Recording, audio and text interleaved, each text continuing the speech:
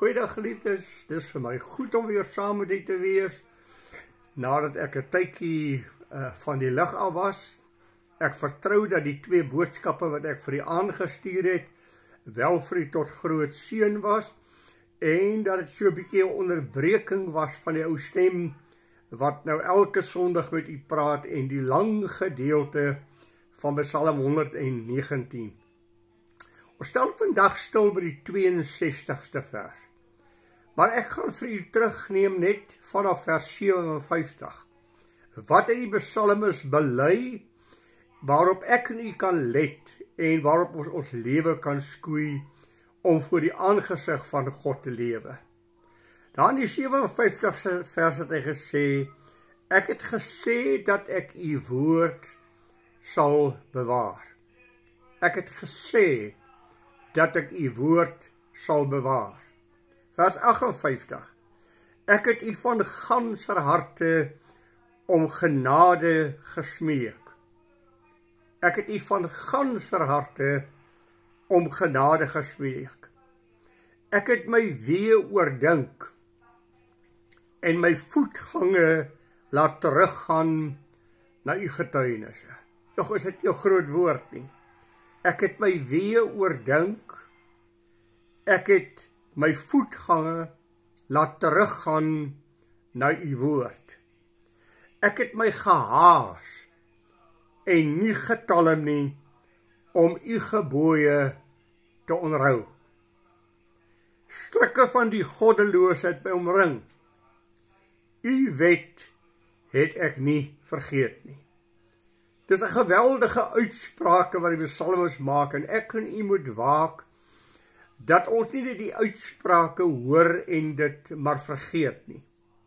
Want jy onthou wat Jakobus sê, as jy die woord van die Here hoor, en jy dit nie in jou hart diep bære en bewaar nie, dan is jy soos iemand wat in 'n spieël kyk, die Heilige Gees oortuig jou, jy sien jouself, jy sien hoe jy lyk, jy draai om en jy stap weg, en niks in jou lewe het verander nie. Maar hy wat diep insien in die verborgenhede van die Here en daarby bly, sal, omdat hy nie 'n vergeetagtige hoorder is nie, maar 'n dader van die woord, gelukkig wees in alles wat hy doen. Jy onthou ook die verhaal van die Here Jesus, van die twee manne wat hulle huise gebou het. Die een het sy huis op sand gaan bou, die ander een het sy huis gaan bou op die rots. En toe die storm gekom en teen die huis gewoed, die een op sand is totaal vernietig, en die een wat op die rots gebou is, het gebly staan. En daar die hele verhaal gaan oor my lewe vas te maak aan die woord van God. Waarmee bou ek? Hoe bou ek? En dit is ook in 1 Korintiërs 3 kan u dit lees, van die 9de vers af. Dat as jy met hout, hooi en stoppels bou, dan sal jou val baie hewig wees, want die vuur van die Here gaan ons werk op die proef stel. Daarom is hierdie woorde so belangrik. Here, ek het u woord in my hart gebære, dat ek nie sal sondig nie. Ek het my gehaas en nie getalm nie, om u woord na te kom. Vervolgens staan ons by die 62ste vers, wat 'n baie interessante vers is, vir my in my eie persoonlike lewe ook. Dit lees so: Middernag staan ek op om u te loof, vir u regverdige verordeninge. Nou geliefdes, hierdie is vir my 'n baie besondere woord, en 'n woord wat ek dan ook graag vir u wil voorhou, sodat ek en u ook daaruit kan leer. As hy sê middernag staan ek op, dan sê hy eintlik, ek koop tyd uit. Ons lewe in 'n lewe van gejaagdheid. Ons lewe in 'n lewe waarin alles teen 'n geweldige tempo moet geskied, en ons weet selfs baie keer nie eens hoekom ons so jaag, of waarheen ons jaag nie, maar ons bly net jaag. En dan is dit soms nodig om net 'n bietjie stil te word, en jou eie lewe in oënskou te neem, en net so 'n bietjie met God tyd te spandeer in jou lewe. Net met God alleen te wees en tyd uit te koop om met die Here te praat. Ja, geliefde, ek wil dit vir u stel, ek het die Here gevra in my bediening. Here, maak my elke aand 12 uur wakker, dat ek met u in stilte gemeenskap kan hê.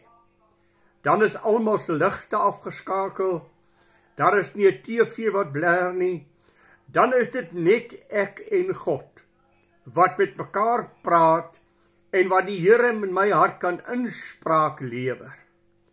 U sien, geliefde, dit gebeur dan ook, en veral in predikante se lewe. Ons is so besig met die dinge van God, dat ons nooit by die God van dinge uitkom nie. Ons is besig om die werk van die Here te doen, maar daar is so min tyd wat ons neem om met die Here self in kontak te kom. Ja, soms lê ek net in my bed, en dan oordink ek net God se goedheid. Oordink ek God se genade wat aan my gegee is. Bedink ek die beloftes van God wat oor my pad kom. En dan het ek ook geleentheid om vir die Here te vra, Here, lê op my hart vir wie ek moet intree, waarvoor moet ek intree, en wat wil u hê moet ek doen vir u werk? Ek dink byvoorbeeld veral as 'n mens dink aan mense om ons wat siek is. En ek wil besonderlik vir u noem mense met kankergevalle, ons eie predikante. Ek dink aan Dominee Callie Fourie en Marie Fourie, beide kanker. Ek dink aan Dominee Niels Oosthuizen, kanker. Ek dink aan Jaco Derksen, kanker. Die leraars wat moeg is, wat gestry het vir die Here vir jare lank, en dan hier op die einde van hulle lewe met kanker moet lê, en met kanker in die hospitaal opgeneem moet word. Dit vir daardie mense wat ek dan tyd uitkoop voor die Here, om te sê, middernag staan ek op om u weë te oordink. Middernag staan ek op om u te loof vir u goedheid en vir u guns. Om God te bedink, om te dink wat God van my verwag, en om tyd te gee en te sê, Here, spreek asseblief in my hart. Want u sien, die geliefdes, selfs in ons stilte tyd, lees ons die Bybel, ons haas en bid, staan op en jaag weg. Wanneer het God tyd om met my te praat? Ons moet tyd in ons lewe inruim waar ek alleen met die Here gaan. En daarom die beste tyd vir my was wanneer niemand my kan onderbreek nie. Vrou en die kinders en almal slaap en ek en God kan met mekaar in 'n wonderlike verhouding lewe. En ek wil vir u sê, geliefde, jy word nie moeg nie. Jy staan nie die volgende oggend op en jy voel jy's uitgeput nie. Nee, jy's eintlik verfris, want jy kom uit die teenwoordigheid van die Here. Van die wonderlikste tye in my eie persoonlike lewe is, wanneer ek 'n nag glad nie geslaap het nie, en die hele nag op my knieë met die Here besig was, om hom net te loof en om te aanbid en te sê, praat in my hart. Dan maak die Heilige Gees dinge in jou wakker, wat hy alreeds vir jou gesê het, maar wat jy in jou haas vergeet het om te doen. Daarom is hierdie vir my 'n mooi woord. Middernacht staan ek op om u te loof. Paulus het daar in Efesiërs 15 vers 16 gesê, koop die tyd uit, want die dae is boos. Koop die tyd uit. Jy moet tyd maak met God. Jesus het nagte in gebed spandeer wanneer sy disippeltjies slaap, om die stem en die wil van sy Vader te hoor, aangaande sy bediening van die volgende dag. Ons lees dit telke male. Een van die gevalle wat ek vir u kan noem is Lukas 5 vers 16.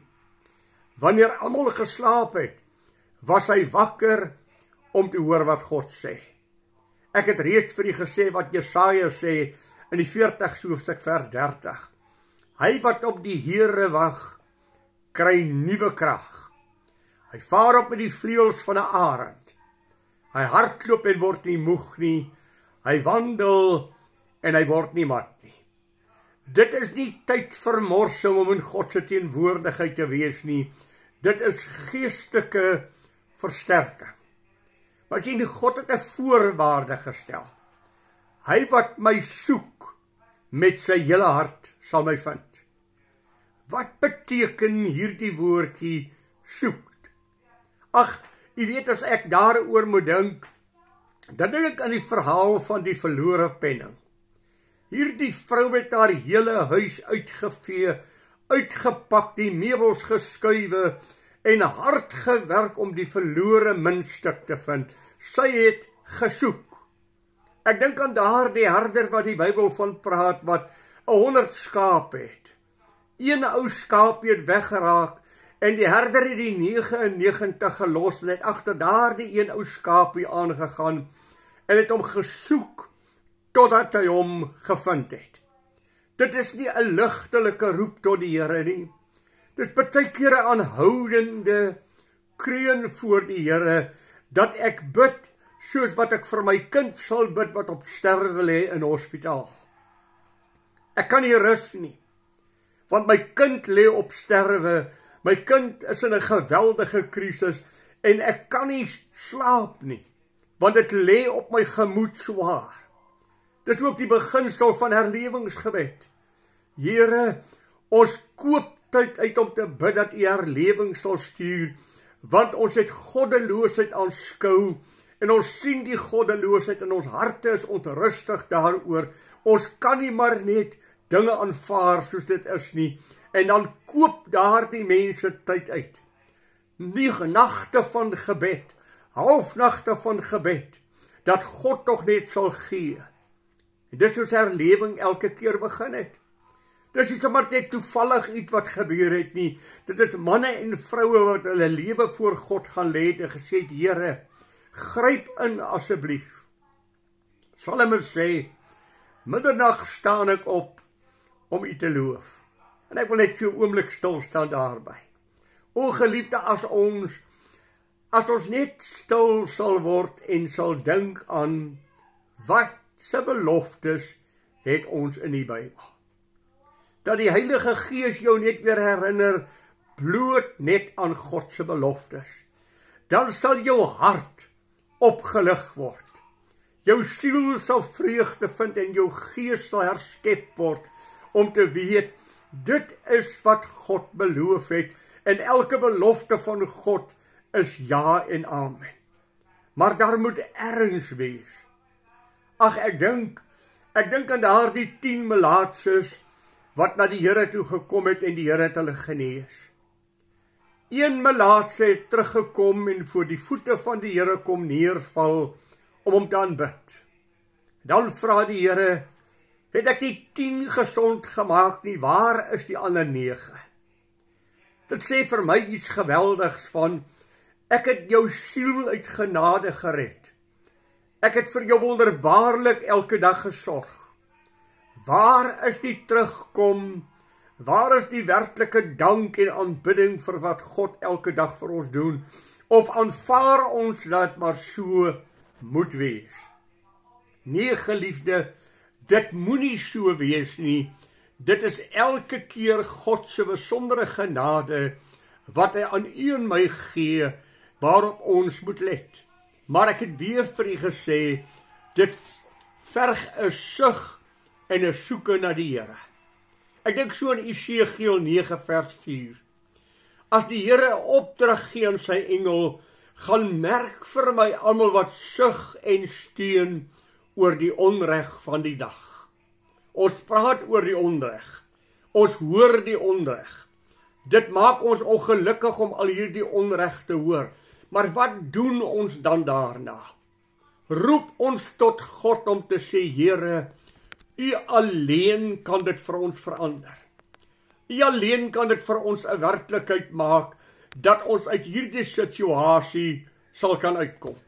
Jy sien, ons het 'n verantwoordelikheid voor die Here wat dit betref.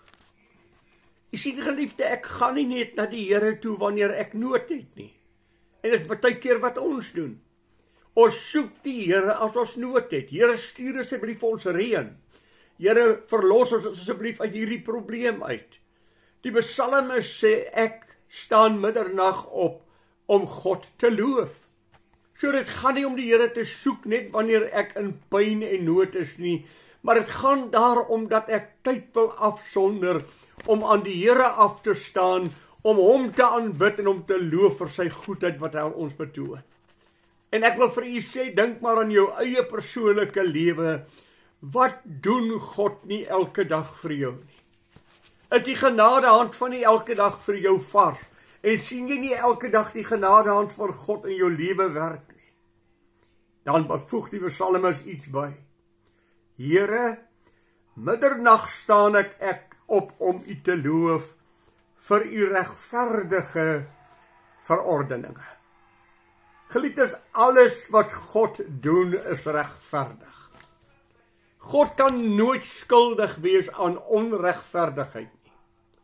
God, wat hy doen is reg en korrek. U woord is 7 maal gelouter, en dit wat God gesê het, kan jy glo.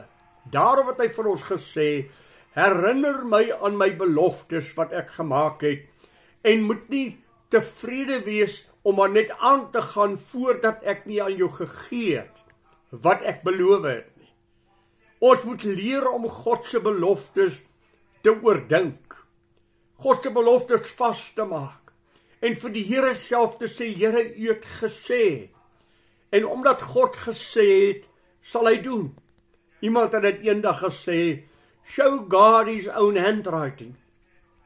Sê vir God. En die Here nooi ons, en dit is vir my die wonderbaarlike. Hy nooi ons om te sê, julle wat die Here herinner aan sy beloftes, moenie rus nie. Gee aan hom geen rus, totdat hy sy beloftes vervul het nie. Hy is God. Alles wat hy doen is reg, geregtigheid en waarheid. Hy is God wat spreek, maar dan ook doen dit wat hy gesê het. Daar is geen onreg by God nie. Alles wat in jou lewe gebeur, is goed, omdat God dit daar geplaas het met 'n doel. Is dit dan 18de sielkunde, dat hy maar so 'n bietjie moet sla toepas, dan is dit ook goed. Al moet jy pyn ervaar, dan is dit ook goed. Want Hebreërs sê, die Here tugtig die wat hy lief het. As jy nie tugtiging van die Here ontvang nie, is jy nie 'n kind nie. Elke kind ontvang tugtiging en teregwysing. En dan sê hy, hoekom? Hy tugtig ons tot ons heiligmaking. Hy tugtig ons dat ons beter Christene kan wees. Hy betug ons dat ons in 'n beter verhouding met hom kan lewe. En nou gebeur daar dinge wat ek en jy nie verstaan nie. Waaroor ons as dit ware kan sê, hoekom, Here? Ons moet eintlik vra, Here, wat is u doel? Wat wil u vir my sê deur hierdie hele gebeure? En die Here doen dinge wat ons regtig nie verstaan nie, en regtig nie weet hoekom hy dit doen nie, en dit het in my lewe al telke male gebeur. En dit sal in u lewe ook so gebeur. Ek dink byvoorbeeld aan die geval toe ek 'n dubbele hartomleiding moet hê. Ek het werklik voor die Here gestaan en gesê, Here, waarom stuur u my deur hierdie proses, dat ek vir 'n paar maande uit die bediening uit moet staan, een kant moet staan met 'n dubbele hartomleiding. Wat doen u met my, Here? En nadat die operasie verby is, verstaan ek is nog steeds te neergedruk. Maar toe kom my makelaartjie by my en hy sê vir my, Dominee, jy het 'n polis. En hierdie polis van jou het traumadekking in. Jy moet eintlik 'n hartaanval gehad het voor die polis sal uitbetaal. Maar ek gaan hulle sien en vra of hulle nie aan jou besondere genade wil gee en jy ook in hierdie situasie wil tegemoet kom nie.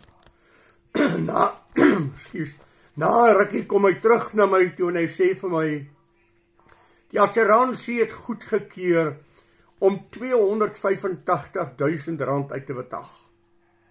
Weet jy wat dit vir my beteken? Op daardie stadium was my dogter besig om te studeer en haar studies het my R310.000 gekos. Die Here stuur my deur 'n dubbele hartomleiding om my te help om die studies van my kind te betaal, dat ek uiteindelik maar R25.000 betaal vir 3 jaar se studies. Dis so asof die Here sê, bly stil, ek weet wat ek doen. Moenie met my stry nie. Laat jou lewe in my hand. Ek sorg vir jou. Jou mure is heeldag voor my. My oë is gedurig op jou gerig. Jy's in my hand. Niemand en niks sal jou uit my hand uitruk nie. Wees net stil en vra die Here of hy vir jou 'n rede sal gee hoekom dit gebeur, en moontlik mag jy 'n rede ontvang. Maar moontlik mag jy nooit 'n rede ontvang nie. U verordeninge is goed. Dit wat u doen is reg, o Here. Om dit vir God te sê, want alles wat God doen, doen hy tot jou voordeel. Alles wat hy doen. Geliefde, dit is vir my geweldig om daaroor te dink. As God my tugtig, as God my kastei, as daar dinge oor my pad kom, dan is dit God wat besig is om my onberispelik en opreg voor hom te maak. Sodat as hy op die wolke verskyn, dat ek nie met 'n beskaamde gesig nie, maar met 'n onbeskaamde gesig hom sal kan ontmoet, om te sê, Here, ek het gewag. Partykeer is dit net deur tugtiging, net deur sekere dinge wat oor ons lewe kom, wat ons tot inkeer kom, en vir God stel dit meer belang daarin, dat jy geestelik gesond is, as dat jy fisies gesond is. Kan ek dit weer sê? Vir God stel hy meer daarin belang, dat jy geestelik gesond is, geestelik onberispelik is, as dat jy gesond is. En wanneer ons na God kyk, geliefde, en ons besef met wie ons te maak het, dan weet ek ook hoe ek moet lewe. En daarom tugtig die Here my soms, om net weer in pas met hom te kom. Kom ons ontdek net weer wie's God. God is lig, en daar is geen duisternis in hom nie. Nou, as ek sê dat ek met God gemeenskap het, maar ek wandel in die duisternis, dan lieg ek en doen nie die waarheid nie. Maar as ek in die lig kom wandel soos hy in die lig is, dan het ons gemeenskap met mekaar, en die bloed van Jesus Christus, sy seun, reinig ons van alle sonde. Here, al u verordeninge is reg. Al u weë is volmaak. En in alles wat u met my doen, doen u tot my voordeel. Ek sê vir u, dit is nie altyd maklik nie. Dit is daar die atleet, op welke terrein ook al, wat hard werk, wat baie insit vir die wedstryd waarin hy gaan deelneem. En dan kom die afrigter en sê, nadat hy doodmoeg is, dan sê hy, kom, ons doen net nog 'n 200, ons doen net nog 'n 400 teen 'n pas. Kom, ons sit net daardie iets ekstra in, sodat jy vlamskerp kan wees vir dit wat op jou wag. Ek praat uit swem. As ek dink aan my seun wat geswem het, en dan in Desember het ons op vakansie gegaan, ons het hom gevat om voor te berei, elke dag te swem en 'n bietjie standaard te behou. Maar dan wanneer hulle by mekaar kom, dan sit daar die afrigter hulle die daaglikse program van 20 kilometer elke dag. En dit is swaar. Kan ek dit maar noem wat sy dit genoem het? Dit is die helweek. Dis die week van smarte en marteling, dis die week van opoffering, sodat wanneer jy jou optrede en jou deelname gaan hê rondom die wedstryd wat op jou volg, dat jy vlijmskerp sal wees, dat jy op jou beste sal wees, sodat jy jou beste kan gee. Dis nie 'n fout nie. Ek het baie keer gedink, 20 kilometer 'n dag, mors jy nie met my kind nie. My kind is moeg, hy is doodmoeg, want jy put hom uit. Maar as jy die goue medalje om jou nek sit, dan vergeet jy die pyn wat agter is. Wanneer daar die Comrades atleet oor die tou kruip, wat ek al gesien het, kan nie weer loop nie, kruip, en dan kruip sy oor daardie tou, en in daardie laaste poging van oorkruip, kry sy haar silwer medalje. Ag geliefde, die geestelike lewe is nie maklik nie. Ons het 'n stryd. Ons het 'n teestander wat elke dag probeer om ons verhouding met God te kelder. Daarom wil ek vir u sê, ek en u moet tyd uitkoop. Middernag staan ek op om u te loof. Al u verordeninge is regverdig en reg. Geliefdes, Paulus het iets gesê in 1 Korintiërs 9 vers 24 tot 27. Ons is almal op pad in 'n wedloop om die onverwelklike kraans van heerlikheid uit die hand van ons God te ontvang. Dan sê hy, ek slaan nie in die lug soos een wat nie weet waarna hy slaan nie. Maar dan sê ek bekeer myself. Ek behandel my eie persoonlike lewe met hardheid. Hy sê ek kastei myself en ek maak myself diensbaar, sodat ek voor God kan staan en die onverwelklike kroon van heerlikheid kan ontvang. Daarom sê ek, dis nie maklik nie. Die geestelike lewe was nog nooit maklik gewees nie. Ag, kom ek vat u na ons Here Jesus toe. Hoe die pad gelyk wat hy geloop het, dat jy gered kan word. Hoe die pad gelyk wat hy moes deurmaak, vir jou siel om gered te word. Ag, ek dink aan Jesaja 53. Deur sy smarte sal baie gered word, en sal daar 'n koninkryk van God gevestig word, in so 'n mate dat in Jesaja 53 sê, dat dit God behaag om hom te verbrysel, as hy net 'n nakroos sal sien. Wat 'n pad het hy geloop van worsteling tot by die kruis toe, omdat hy iets in gedagte gehad het. Hy het jou in gedagte gehad. Hy het jou redding in gedagte gehad.